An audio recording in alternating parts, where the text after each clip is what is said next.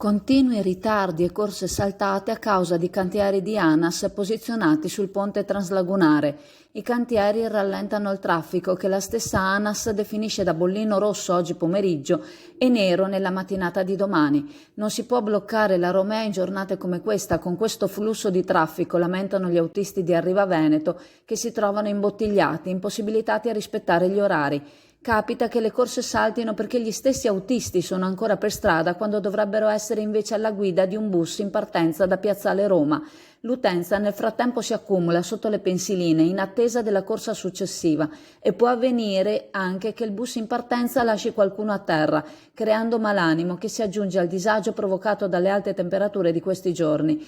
Cantieri che si sperava fossero tolti durante l'estate per evitare queste situazioni critiche, ma che stanno provocando ritardi sulle corse sia per Chioggia sia da Chioggia, rendendo anche inutilizzabili le coincidenze.